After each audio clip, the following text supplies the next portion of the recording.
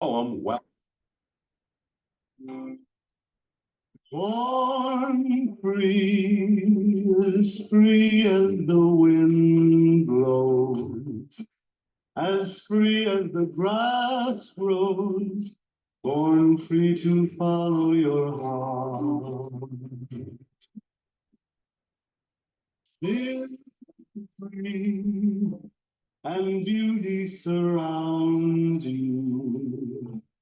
The world still astounds you each time you look at a star.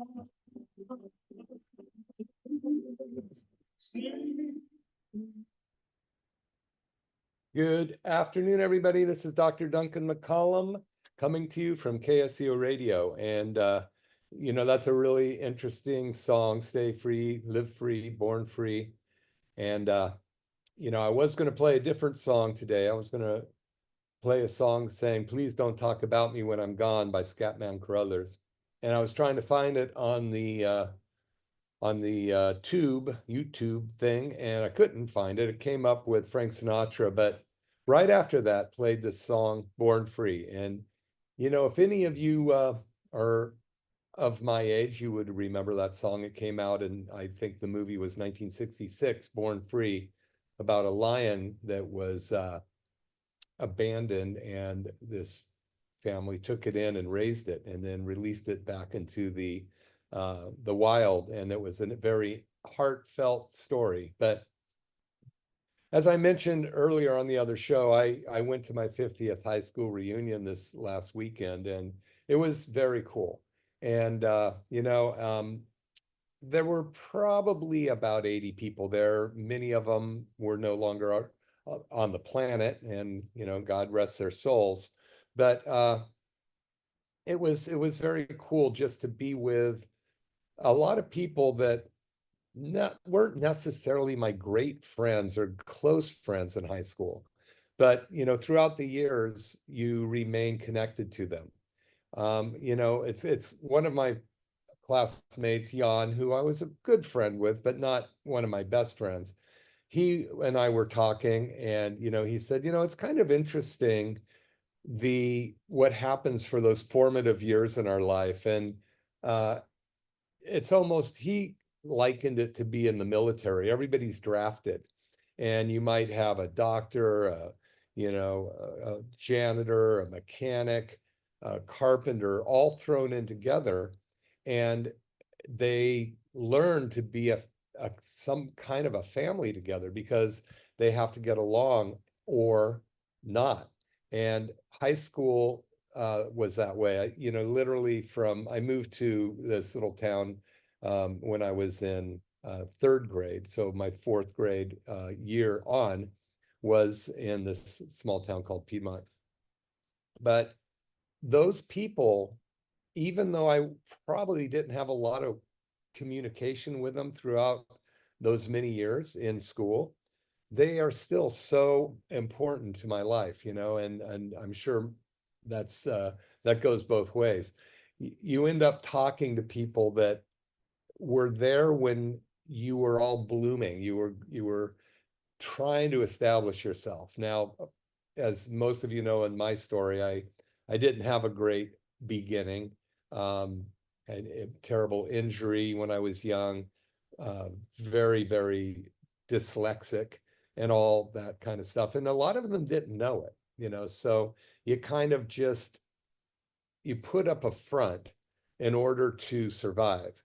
And, we were talking, and it's almost like a family, a very large family. And, some of the family members you like, some you can't stand, others, you kind of tolerate. And there were people in school that I had an aversion to, and I'm sure likewise. But at this point, we're just all glad to be around. We're just happy to be together. And it was pretty cool to see some of these guys and hang out with them. But what's interesting is this song Born Free came on this morning. And when I graduated from sixth grade from a school, Little Havens School, Havens Elementary School, that's the song we sang.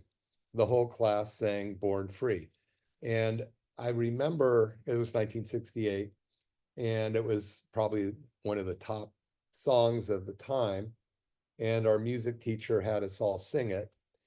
And she had talked about the lyrics to Born Free, that we lived in a time where we actually were very fortunate to have what we had in the United States and or the world, that we'd gone through tremendous times and tremendously hard times. And it was post World War II, post Korean War. It was really kind of right at the apex of getting into the Vietnam War. And but the thought that they put out toward us, or the teacher put out to us, the singing teacher, was, this is our life. Go out and live your life. And it's pretty cool, actually. I hadn't thought about it till the song came on today. But the lyrics, I don't have them exactly, but it's, born free as the wind blows, as free as the grass blows, born free to follow your heart, live free. And, I don't know the words, but it's live free and life is worth living. Stay free, and that's where we were back there in 1968. Now, what's really interesting is that during that time that this was all happening, of course, in the early 60s, JFK was assassinated. Right around 68, Robert Kennedy was assassinated, going towards an election, trying to run as a Democrat. Martin Luther King was assassinated. And so in that decade, a lot of, the people that would shape our life one way or another were taken out. And, you just kind of wonder where the world would be had things been different. We can't go back, but I feel kind of a funny feeling about this whole thing, because we're at a time right now that I don't know that I could tell my kids that they have the same opportunity or the same innocence that we had at that age. Right now, children, when they're in sixth grade, they don't have the innocence of growing up as a child. There's so much put on them. And I think that it's a shame. I think that, kids need to be kids, and that's the formative years. I went and I saw another good friend of mine, Billy and Andy crashed my 5th birthday. They were both 4. They were twins that moved into my neighborhood before we moved to Piedmont. We were in Berkeley at the time, and they became my best friends. Even when we moved, they remained some of my best friends. And today, Billy is one of my best friends. And, we always get together. We walked around where we grew up, the Claremont Hotel. I stayed there, very nostalgic because I grew up very close to that. But, the whole thing I wanted to talk about is kind of stemming off of the show last week, which was a turning point, Opportunity Please Knock. And I played that song, by Oscar Brown, Opportunity Please Knock, talking about, there are opportunities. There's going to be good times and bad times. All of us have the chance to dream. We can still dream. We can live free, we can be free, we can stay free, but it has to come from something inside of you, because everything else is saying you can't.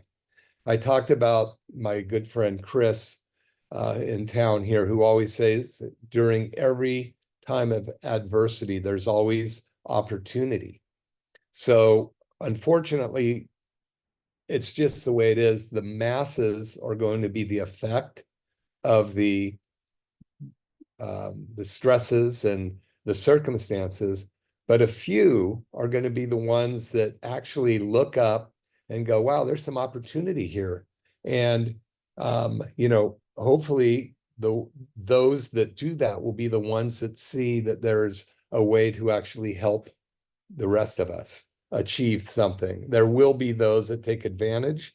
There will be those that, there's basically four modes of operation that I know of. There's the money motivated person, and the money motivated person doesn't care who they hurt or where the money comes from. They just want the money. They'll destroy everything to get it, and they don't care.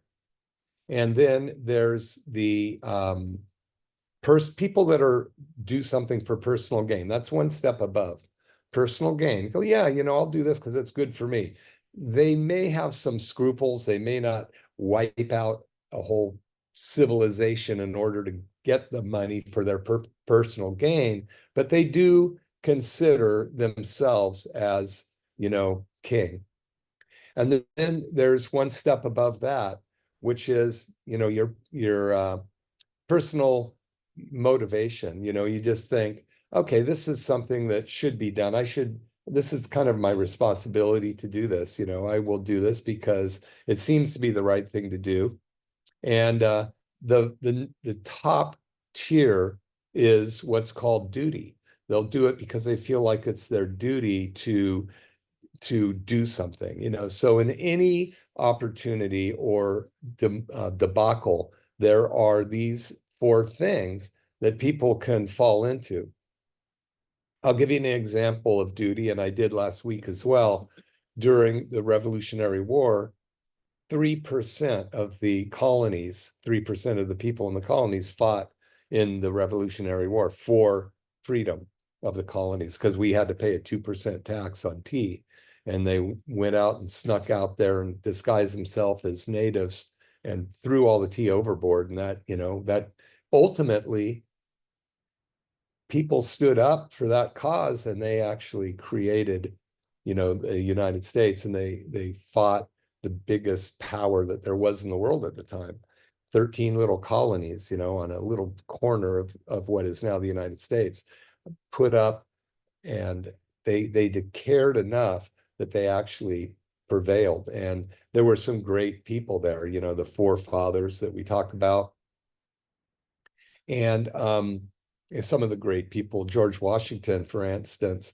A lot of people may or may not know this, but George Washington would, in order to rally the troops, because Valley Forge and all that they were freezing to death. They had no shoes, no food, and the United States, the peoples of the colonies could have easily given in, but their purpose was so strong, their duty was so strong, that they would overcome and even personal sacrifice in order to do what was right.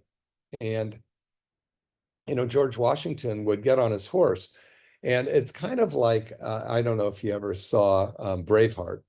When Mel Gibson would ride back and forth in front of all of the Scottish troops. I don't know if they call them troops. And he would ride back and forth, and motivate the troops against England again, of course, the tyrannical power then that wanted to rule everybody. But George Washington would ride back and forth in front of his troops to rally them and to get them motivated. And they would, he would be shot at infinitum. And was really interesting, even though he was, I believe his clothes were hit many times, he never was struck by a bullet. So, he persevered, and he had this goal to actually achieve something great. And by motivating others, he actually got it done. Him and the rest of them, the rest of the founding fathers, and those that signed the Declaration of Independence, and those that gave up their lives and their fortunes. And some of them lived in poverty. Some of them didn't survive the war. And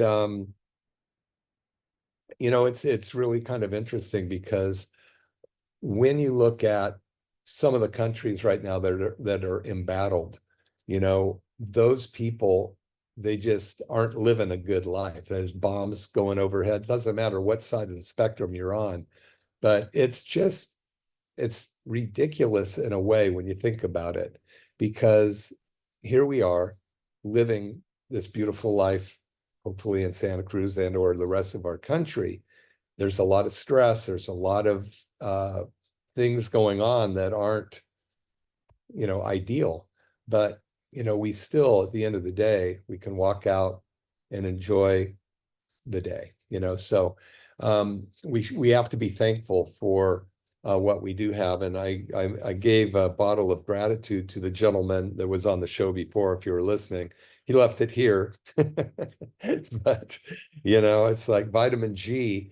I really try to live by gratitude. It's like, it's something that keeps me going and me motivated. There was I'm going to make a call out to a page or a listener last week, which, I went into opportunity. I talked about the best of times and the worst of times. I talked about Robert Frost and, two paths diverged in the woods, and I took the one less traveled by, and it made all the difference. I talked about the cattle going down the chute and one looking up and going, no, go this way, yet being pushed down with a cattle prod to, end up in a butcher shop somewhere.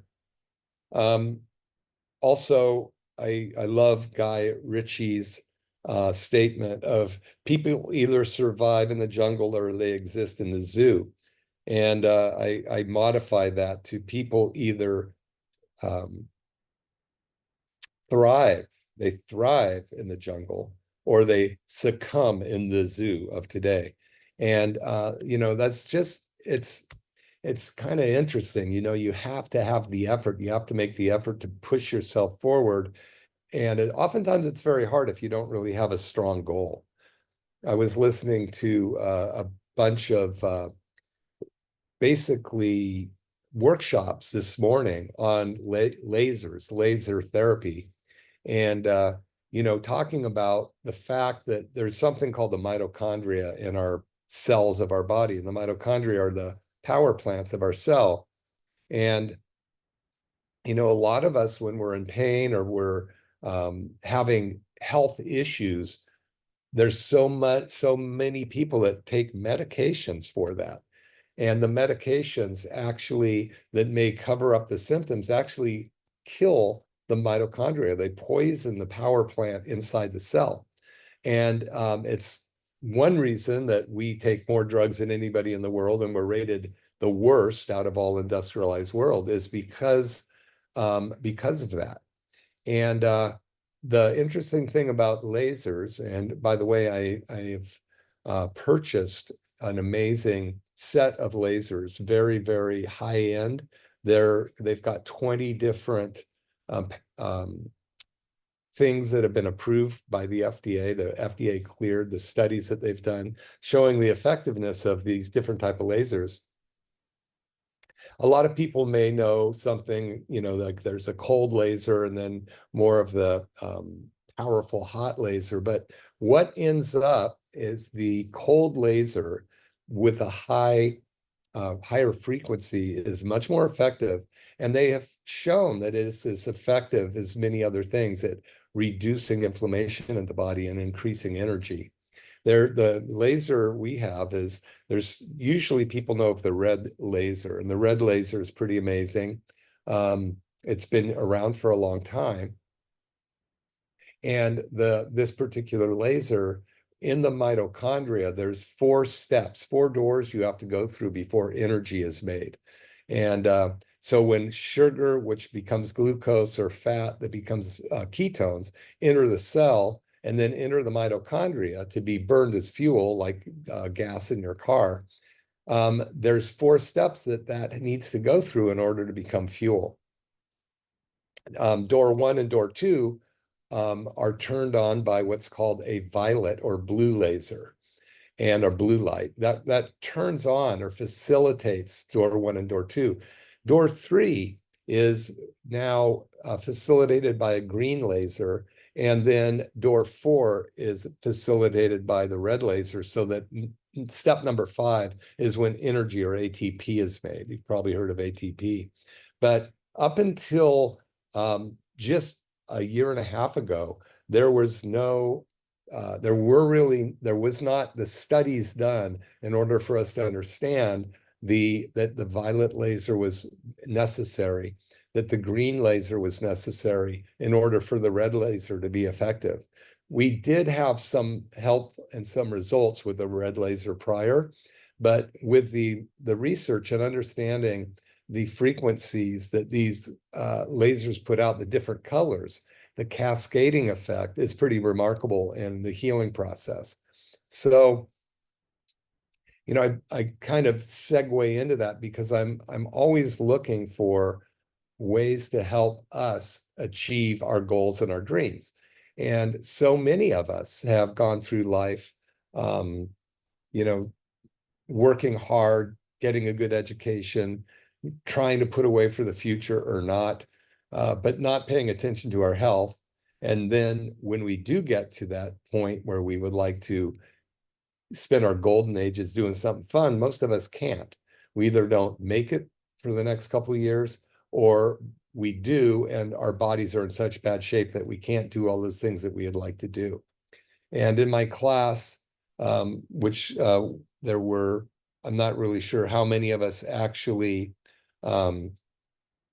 did graduate. It's a couple, 300 maybe, maybe not that much, but over 60 did not make it. So 60 of my classmates, when they started rolling through the list of the ones that weren't going to show up because they were no longer on the planet, it was sad. And, there were so many different reasons that they passed away. But it's just, you kind of have to look and go, wow, I feel pretty lucky that I've made it this far. I actually gave out lots of bottles of vitamin G when I got there. I mean, I was the one least likely to succeed, no doubt. And, I told my class, and I kind of put it out to them that I couldn't read till I was 28, and I was in a lot of pain. So I was medicating myself in high school. And they didn't know that because I had a facade, but they were appreciative of the fact that I let them know, why I wasn't in class, why, all these type of things. We all have our own story. And sometimes the story that's never told is one that should be. But, we talked about gratitude, and I gave out tons of bottles of gratitude. I gave away quite a few of my books, Turn Back Your Biological Clock, to those classmates that wanted them. And I mentioned earlier, I ran into a classmate named Dean Butler. And Dean, we were not friends. I probably gave him a hard time. And I decided to go up and apologize and go, man, I'm sorry if I gave you a hard time in high school. And he goes, no, man, you didn't. And what comes around goes around. He was very gracious. But he was on Little House on the Prairie. And, it's the 50-year anniversary of Little House on the Prairie this year now. And it's our 50-year high school reunion. Dean went right out of school into that show and was on it for, the duration. But I was talking to him about they're putting together an event for the 50th reunion or anniversary of Little House on the Prairie. And I asked him to potentially be on my show, and I hope he will, because the values of that time that were being put forth in that show were values that we don't have today. A lot of us that grow up do, but there isn't that blanket uniform thought that we should be respectful of each other. We should be grateful for each other, kind to each other. And, it's kind of interesting. I hear Governor Newsom is now going to put a law in that says a repeat shoplifter, you can steal the $900 once, but if you do it again, you go to jail. Well, up until this time, they could do that. I mean, you see this stuff and go, how do these people believe this is okay? And it's really not really their fault, I guess. We've developed that, the powers that be in whatever atmosphere that they grew up with made that seem that they were entitled to take that stuff. And, if you think about it, you could steal $999 every day for 365 days a year. You can only do $900 a day. Maybe you could go to two or three different stores. I mean, somebody could actually basically make 300 and, how many days are there? $365,000 worth of stolen goods just by going in and stealing them, and nobody can stop them in California. So, where's the where's the respect and gratitude? I think sometimes people think, oh, I think that's okay. I mean, I just don't get it. But I don't know why this is coming up, that he may or may not make this law go through after he allowed it. But it's kind of crazy. I think it's hopefully peer pressure or pressure from his, the people that would vote in the state. But, again, the opportunity we have is still there. There's great opportunity to be had. You just have to know how to look for it. And you have to take your blinders off and know that there's something going on. There's always something going on that you can do that you may not know about. So I got a call immediately after my show last week when I was talking about opportunity, please knock. And I was talking about all these different things that people could look into, like Amazon selling, working with the audio books on Amazon, Bitcoin, stocks, doing things on something called Canva, and then marketing already existing products on Amazon. It's not an easy thing, but it can't be easy, but it's there to be done.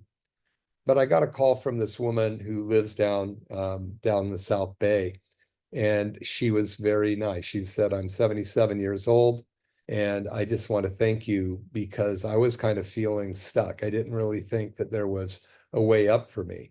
And it was so nice of her to call and tell me that, because I mentioned, I just hope if I help half of one person that it's worth it for me to be here today. But being able to have the idea and then being able to find the opportunity are two different things. So I don't want to just, say that, oh, it's there to be had, go get it. You have to do the research and study for a while. Anyway, I hope that makes sense, that there is something that we can do, and all you have to do is go out and find it. So I want to talk about, the laser for a minute here, because I'm so excited about it. I've been wanting to get involved with lasers for quite a while, but I just didn't really understand how they worked. I didn't understand what they worked on, and how they really affected the healing process. I went to a seminar a couple weeks ago called The Wave. There were 3,000 chiropractors there. And a woman that I had talked to named Penny was there at a booth at this Erconia laser store. And I'd talked to her before. And a good friend of mine had just gotten one of her lasers. It's pretty remarkable. It's a pretty large piece of equipment with all three different color lasers. It's got the traditional red laser, which we know is a certain wavelength. And then there's the violet laser, which is a wavelength, and then the green laser. And so what they're talking about is photosynthesis. What happens in visible light spectrum has an amazing impact on our body. So these visible lights, once you get to the invisible light, like the infrared and stuff, it does not have the same photochemical effect on the body as the spectrum of visible light. And that's why these lasers are so effective at turning around chronic conditions, because all disease is said to be start with the mitochondria.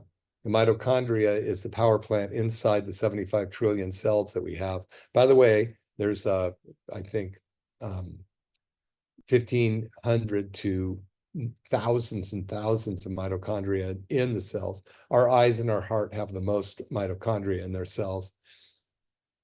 But these things, they produce energy. And when they start to break down from oxidative stress, which is, free radicals, toxins in the environment, heavy metals, molds, hidden infections, but forever chemicals, glyphosate, those types of things, they get into the cell through the cell wall, and then they end up destroying the cell wall.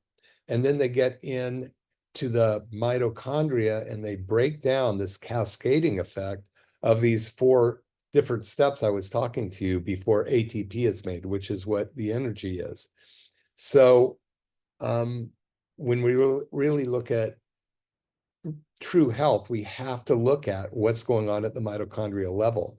So many people that come into a doctor's office, whether it's a chiropractor, a healthcare practitioner of any kind, a medical doctor, orthopedic surgeon, they go in because something's going on, something's not feeling good, something's not right. And at that point, we know that if it's a chronic disease, it's already got to the mitochondrial level. The mitochondria is not functioning well, it's starting to break down. So since all chronic disease starts in the mitochondria, then repairing the mitochondria can actually repair the body.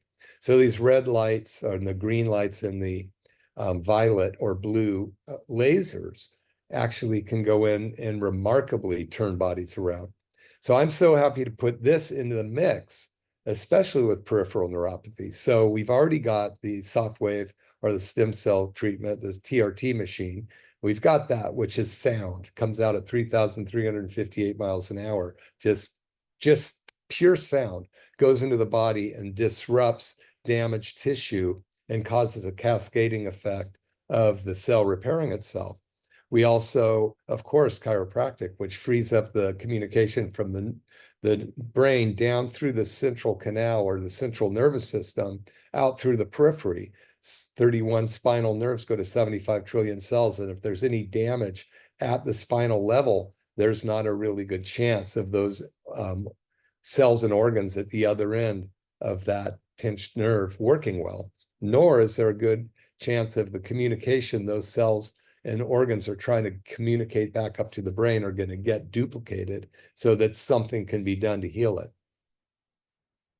So, we definitely, when we're looking at peripheral neuropathy, which I really believe is the demise of my generation, because, there's so much chronic disease out there. And a lot of times people have had chemotherapy, they've had radiation treatment, they've been diagnosed as diabetic, and they've been put on medication for that, but not necessarily shown how they can reverse it. Then the body, these chemicals, these drugs are actually shown to break down the mitochondria. And the Tylenol, all these different kind of pain relievers relieve the pain, but they kill the mitochondria. They break down that cascading effect of the mitochondria. So you end up with worse and worse and worse conditions. So there's 20 studies, hundreds of studies, but 20 that have been looked at by the FDA and patents that have been cleared by the FDA on these lasers by Erconia. And the Erconia lasers, there's only 25 that have been cleared. 21 of them have been done by Erconia. So that is an amazing record, and that's why I bought the Erconia lasers, and then we do have all of them. So it's a brand new, I haven't even rolled it out. I've been playing with it myself. All kinds of different settings you can do with it. So, pain and arthritis, different types of tendinitises, all those things that you can put a setting, and that frequency goes into that area and changes the mitochondria and empowers it, and the body can start to heal. So pretty cool. I'll keep you informed as we go on through that, but it's now part of my peripheral neuropathy program, because along with the stem cell treatment, the TRT machine, the tissue regenerative therapy, I now can use the lasers as well and turn it on the mitochondria. So the TRT machine, tissue regenerative therapy, Again, the sound comes out at 3,358 miles an hour and finds damaged tissue and tells the brain to go fix it. Now we have the lasers to turn on the mitochondria, which is phenomenal. So we have light and sound. We're healing with light and sound. That is the future. And if you have not heard of it, you should just check out what's going on. Of course, we take a look at the tricore, which was what Bones used on Star Trek, the original Star Trek. He had a tricore. And when I first got the TRT machine, or the tissue regenerative therapy machine, I was talking with Matt Diderot, who was on the show, who's the one that really brought it into the chiropractic profession. When I got mine, there were only less than 200 in the country, and now there's maybe 700. But we were on the show. He did a show with me, and we talked about it. It's like a tricore, like Bones. You just kind of put the sound over a joint, and it heals. Pretty remarkable. Well, now we have light as well with this tissue regenerative therapy, and now with the laser treatment. So, there are answers out there to the alternative of, medicating and drug and surgery.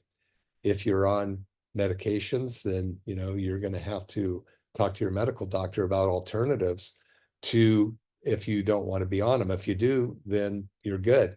But so many people come into my office, they go, I don't like the medication. They've put me on gabapentin or Lyrica or some Cymbalta, and it doesn't really change anything. It just kind of dumbs me down, and I don't like it. Or I'm on diabetes metformin and other things, and I don't like it. So I'm not a medical doctor. I can't prescribe or deprescribe those type of things, but I can work with you to find out how to help your body get healthier. And there's two major steps. The first step is bail out the sinking boat. So by the time people come into my office, their boat is usually sinking. There's holes all over the place. And if you try to plug the hole or find the hole before you bail the boat out, the ship will sink. So the first thing we do is bail the boat out. Now with peripheral neuropathy, we do this by repairing and restoring the nerves, by regrowing the nerves in the extremities. And this is a relatively quick process, considering it's taken decades to kill the nerves in most cases. Sometimes it's a chemical poisoning that happened pretty quickly. It might be a chemotherapy or radiation that was necessary after a diagnosis of something terrible. But we know that these things have worked. We've been doing this for a year now. And, boy, only a year? Yeah, because that's how new the technology is. And we're right there. I had a couple come in just the other day, and they are so hopeful. And they're just hoping that something can be done to help turn around this devastating problem that the wife has. And it's ruining their life, their relationship. They've worked hard. They've been married for a lifetime. And now one of them can go do stuff and the other can't. And it's very sad. But the good part is there's a lot we can do. So, if you want to find out about the peripheral neuropathy, give our office a call. It's $99 for an exam consultation, complete peripheral neuropathy evaluation. We test 7 different sensory nerves in your extremities. It includes some x-rays so we can see what the spine looks like, and actually a stem cell treatment. So in that $140 or $19.99 or $99 process, you're going to have a pretty good idea on what level your neuropathy is at, and you'll have a chance to find out whether or not we can help you and turn that around for you. Now, I know putting the laser in this whole program is going to be pretty amazing. We already have we have a lymphatic machine that will actually help stimulate your lymphatics and communication from the feet to the brain and brain to the feet. There's so many things that we do that it's very exciting. But I was getting such great results. I was talking to a good friend of mine who's kind of my mentor in many ways. He's another chiropractor. And, I was doing this peripheral neuropathy. I've been doing it for a year and getting amazing results. And he said, Duncan, you should consider getting these lasers because they can help. You get better results. And I said to him, I said, Curtis, I'm already getting great results. And he goes, that's great. You could maybe even get them quicker. And I thought about it and I went, it's a very, very expensive piece of equipment, almost as much as a tissue regenerative therapy machine, which is very, very expensive. And I just went, the heck with it, I'm getting it. So I pulled the trigger because at the Wave, the thing I went to with the 3,000 chiropractors, I'd had some upset kind of intestinal tract and very weird for me. And had been there for a couple of days on the right side of my gut. And so I asked my friend Penny, I said, can we try this laser treatment on my gut? And then they did. And I got off the table, it was a little better. It'd been with me for a few days and didn't seem like it was going to go away easy. I didn't know if it was a pulled muscle. I didn't remember eating anything weird, but that night it was gone. And then the next day it was gone. And I went, how interesting is that? So I started looking at their website and finding out, and you can look at Erchonia, ERCHONIA, if you're interested in finding out about these guys, because they're the leaders. And there's other companies out there that go, more is better. Ours is bigger, ours is stronger, it penetrates deeper. But it's such a broad beam that it loses the finesse of actually stimulating the 4 steps in the mitochondria necessary to create ATP, because a healthy mitochondria gives the body the ability to heal. You need to have energy to heal. A lot of times when you see animals that get sick, they might disappear and they'll go lie down and just stop because they know they need to put all energy to healing. And then, hopefully if they do make it, if it wasn't too bad, they'll come back. We, on the other hand, we get sick or we get something wrong and we just take a drug and keep going. And that's, now we know, you can look up what drugs affect the mitochondria in the body. I mean, it's almost all of them do. They kill it. They weaken it. They stop its production. And then the fewer and fewer mitochondria we have, the less energy we have and the less healing ability we have. So the older we get, the less mitochondria we have already. So when you start to take pain meds or kind of drugs for chronic conditions, you're actually maybe mitigating a symptom, but you're furthering your demise by those medications that are damaging your mitochondria. So anyway, it's pretty interesting. I'm very excited about helping people. The big laser is going to be there Monday, I believe. It will probably take me a week to get it all dialed in, but very excited about being able to introduce it to people. And if you're interested, you can come by and take a look at it. It does have all 3 colors, red, purple, or violet, and green. It's the only one, the only green laser in existence right now. And it's really cool. You can dial in different frequencies, milliamps, that will actually, they've all this research they've done to find out what causes this to vibrate correctly or that to vibrate correctly. So, and if you really want to try to turn back your biological clock, which you can buy my book on Amazon, Turn Back Your Biological Clock, Duncan McCollum. And I appreciate it if you do. And if you like it, put up a good review. If you don't like it, don't put up a review. I'm always kidding. You can put that up, bad one if you want. But, you've only got this lifetime right now that we are absolutely sure of. So why not increase your body's ability to heal, increase your energy, increase your chances to enjoy life longer? So the Dr. Dan McClinen, the gentleman who's helped me learn, he's taught me the peripheral neuropathy protocols. He said something to me a while back, which I took to the bank. And he says, it's something that you should understand and take a look at. You cannot medicate. yourself out of a chronic condition. There's not enough drugs that you can take to turn off a chronic condition, because drugs are only there to cover up the symptoms. You know, we spend $4.3 trillion a year on healthcare in our country, 4.3 trillion. And 70 to 90% of that, depending on the article you read, goes to managing symptoms. Very little goes to handling, or you can't say cure really. I'll say cure with a K. But you know, emergency medicine is probably where the rest goes, because it is handling and taking out a damaged organ or replacing something or sewing somebody up. That's where Western medicine thrives, because it actually can take, like when my appendix ruptured in November of 2021, I was in the hospital for 5 days, and I would have died had there not been, if they weren't able to open me up and clean me up and, you know, do everything they had to do.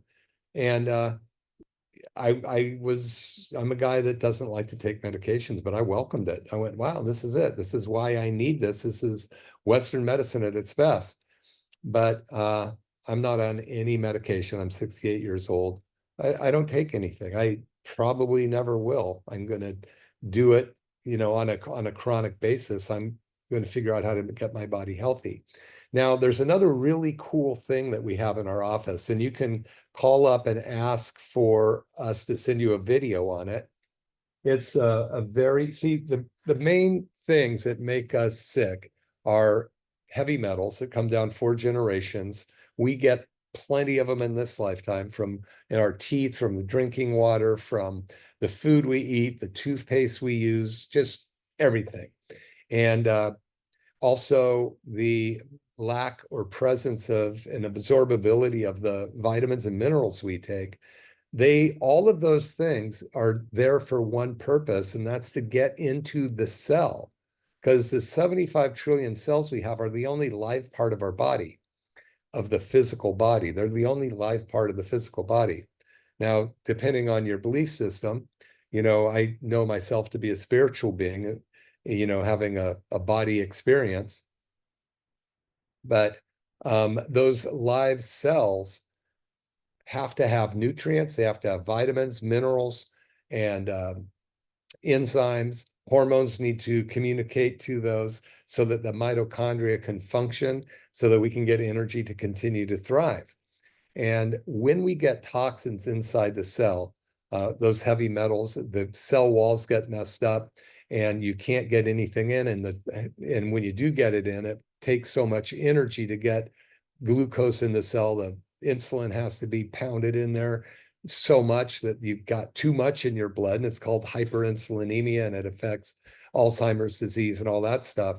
And then when the cell makes energy, the mitochondria makes energy, it has to spit out the toxic waste, but it can't get out of the cell because the cell walls are so messed up. Then you get heavy metals in there, you get the forever chemicals in there, and all the cellular byproducts breaking down the mitochondria, turning on bad genes inside the cells, which cause us to become chronically ill and chronically sick. So this machine we have is called an oligoscan, oligoscan, OLIGO scan, and it's a spectrometer. So what's really cool about it is it can measure the cellular level of heavy metals, of vitamins and minerals, and it will assay where those minerals are, inside the cells or outside the cells. And so this oligoscan, we used to do, some people have done hair analysis in the past, looking for heavy metals and elements. That's what's being secreted out of the body. Some people think, well, why not a blood test? Well, it's not accurate, because if you had the full toxic load of those chemicals in your bloodstream, it would kill you. So your body takes the overload and stores it somewhere, because your liver can't get rid of it. So it stores it in fat cells, tissue, and in the brain. So that's not very accurate. Excuse me. And then there's the other one, which is probably the most accurate up until the oligoscan came in, is the urine test. And we would have somebody take what's called a provoking agent. It's a substance that you take and a whole bunch of based on how much you weigh, and it leaches the stored heavy metals out of hiding into your bloodstream to be secreted or cleansed by the kidney and secreted through the urine. And that was a relatively accurate, about the best that we could do to find out what your heavy metal load was. Well, the oligoscan is a spectrometer. So it will break down all of the minerals, all of the heavy metals, all of the vitamins, and all that stuff based on their periodic weight. So it's like, you've probably seen this in science where you take a drop of something, or on a TV, a forensic pathology something, where they take something and it leaches out. There's a line for each one of the elements to show how much of each one there was. Well, this is what this oligoscan does. And it will tell us what your toxic load is. What's important about that is this is the upstream cause. Earlier, I talked about bailing out the boat and trying to keep it from sinking while you're looking for the upstream cause. And the upstream cause is the hole in the boat. It's the heavy metals, molds, hidden infections, those kind of things. And so, of course, we want to handle your symptoms, turn back the biological clock by getting your body functioning well. But at the other end of it, we need to plug the hole. What caused this problem in the first place? People come in and they say, I got diagnosed with diabetes at 70. So I'm on a drug to manage it. Well, why did that develop? Why did your body get it? And what about turning it around? And then, rather than taking all the medications that are actually killing the body, because it is known to kill the mitochondria and, make you weaker and weaker and weaker till we medicate ourselves into the grave, we can actually do something. Well, there's so much that we can do now. With the peripheral neuropathy technique, now that we have the 3 different colored laser machine, the soft wave therapy or tissue regenerative therapy machine, the Dan Pompa protocols to fix a cell to get well, chiropractic to make sure the nervous system is working and functioning correctly, not just getting your symptoms handled, but getting your body as optimum as we can based on what the body you brought us. Sometimes people bring in pretty broken bodies, but there's still a point to where that body can become much better and function. Bodies are amazing. They will heal. They will do what they need to do to get healthy. So we're about out of time here. I started the show with a song Born Free by Andy Williams, and born free, live free, and stay free, and enjoy your life. And come see me. The oligoscan, by the way, it is hooked up to the internet. We pay for it. If you want to get one done, it's $199, but it's well worth it. You just need to know your blood type. But wouldn't you want to know what your heavy metal load is? That's amazing, because that is what is the upstream cause of the diseases that you're having. So anyway, it's been fun talking to you out there. And I will see you next week. Thank you very much.